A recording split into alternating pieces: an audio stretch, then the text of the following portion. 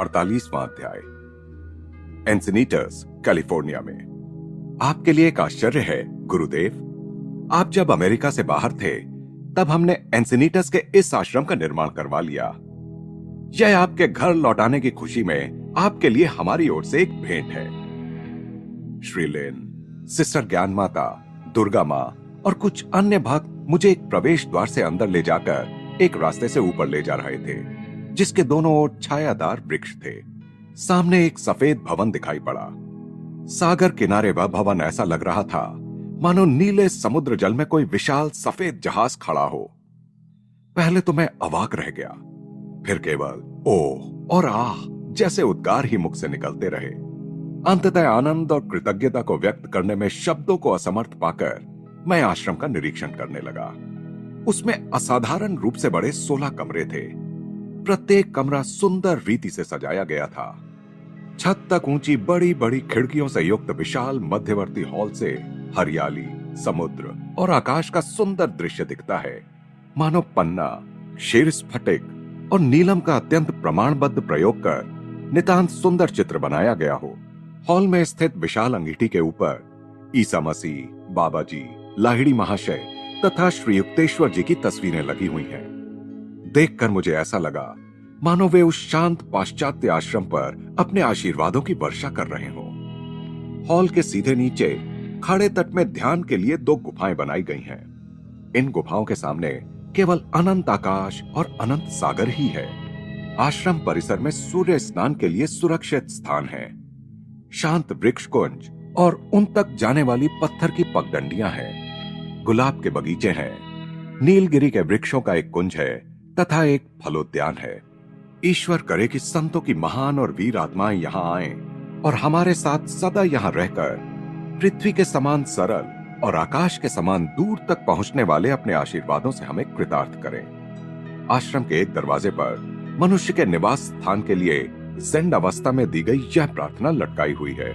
California के एंसिनीटस ग्राम में यह विस्तृत आश्रम श्री जेम्स जे लिन की ओर से सेल्फ रियलाइजेशन फेलोशिप के लिए उपहार है।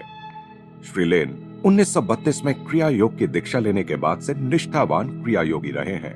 अंतहीन जिम्मेदारियां संभालने वाले अमेरिकन उद्योगपति होते हुए भी श्री लिन को प्रतिदिन लंबे एवं गहरे क्रिया योग ध्यान के लिए समय मिल जाता है। वे विशाल तेल उद्योगों के तथा संसार की सबसे बड़ी अग्नि बीमा कंपनी के मालिक हैं। इस प्रकार का संतुलित जीवन जीते हुए उन्होंने समाधि में अविचल शांति प्राप्त कर ली है। मैं जब भारत और यूरोप में था, यानी जून 1935 से अक्टूबर 1936 तक, तब श्री लिन ने कैलिफोर्निया से मेरे साथ पत्र व्यवहार करने वाले लोगों से मिलकर एक प्रेमपूर्ण षड्यंत्र रचा कि एंसिनीटस आश्रम के निर्माण का कोई समाचार मुझ तक न पहुंच पाए। कितना सुखद आश्चर्य था यह। पहले कई बार सागर तट पर एक छोटा सा आश्रम बनाने के लिए जगह की तलाश करते हुए मैंने कैलिफोर्निया का पूरा सागर किनारा छान डाला था। जब भी मुझे कोई योग्य स्थान मिलता तब उसमें कोई ना कोई बाधा आती और मेरी योजना धरी की धरी रह जाती। आज एंसिनीटस में कई एकड़ भूमि पर बने इस आश्रम पर दृष्टि फेरते हुए श्री युक्तेश्वर जी की बहुत पहले की हुई भविष्यवाणी की पूर्ति मुझे नजर आ रही थी। सागर तट पर आश्रम।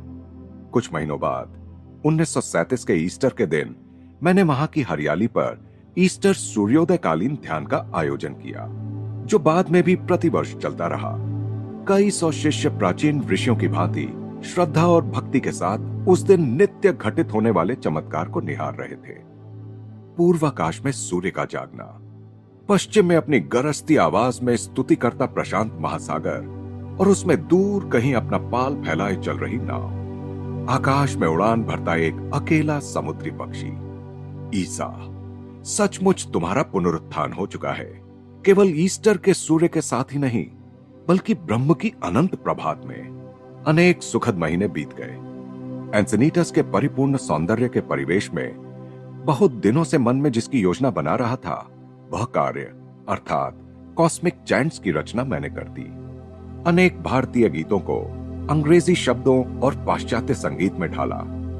इनमें शामिल हैं शंकराचार्य का चिदानंद रूप शिवोहम शिवोहम संस्कृत, ब्रह्मानंदम परम सुखदम टैगोर का कौन है मेरे मंदिर में। इनके अलावा मेरे अपने भी अनेक गीत इसमें हैं, जैसे मैं तेरा हमेशा, in the land beyond my dreams, मैंने तुझे दी आत्मा की पुकार, come listen to my soul song तथा शांति मंदिर में। गीतों की इस पुस्तक की प्रस्तावना में मैंने पूर्वी गीतों पर पाश्चात्यों की प्रतिक्रिया के अपने प्रथम असाधारण अनुभव का वर्णन किया है, जो 18 अप्रैल 1926 को न्यूयॉर्क के कार्नेगी हॉल में एक सार्वजनिक व्याख्यान के अवसर पर घटित हुआ था। 17 अप्रैल को मैंने एक अमेरिकन शिष्य श्री ऑल्विन हंसिकर को बताया था, मैं श्रोताओं से एक पुराना हिंदू भजन हे हरि सुंदर अपने साथ गाने के लिए कहने का विचार कर रहा हूं। श्री हंसिकर ने यह कहते हुए मेरे विचार पर संदेह प्रकट किया था कि पूर्वी गीत आसानी से अमेरिकन लोगों की समझ में नहीं आ सकते। मैंने कहा था, संगीत सार्वभौमिक भाषा है। इस उदात्त गीत में निहित आत्मा की ललक को अमेरिका के लोग भी निश्चित ही अनुभव करेंगे।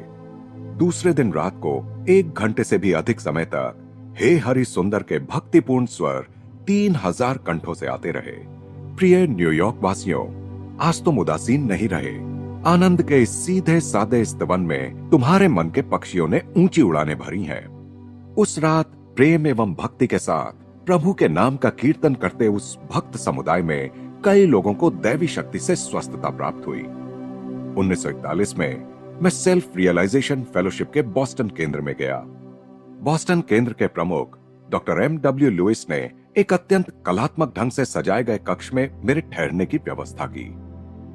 उन्होंने मुस्कुराते हुए मुझसे कहा, गुरुदेव, अमेरिका में जब आप शुरू में आए थे तो इसी शहर में केवल एक कमरे में रहते थे, जिसमें बाथरूम की भी सुविधा नहीं थी। मैं आपको यह दिखाना चाहता था कि बॉस्टन में पूर्ण सुख सुविधा संपन्न आरामदायक कक्ष भी उपलब्ध है। कैलिफोर्निया में कार्य व्यस्तता के बीच वर्ष पर वर्ष सुखपूर्वक बीतते गए। 1937 में एंसिनीटस में एक सेल्फ रियलाइजेशन फेलोशिप कॉलोनी की स्थापना की गई। इस कॉलोनी में शिष्यों को सेल्फ रियलाइजेशन फेलोशिप के आदर्शों के अनुसार विविध गतिविधियों द्वारा प्रशिक्षित किया जाता है। यहाँ एंसिनीटस और लॉस एंजलिस के केंद्रों में रहने वाले लोगों के लिए फल एवं सब्जियां उगाई जाती हैं।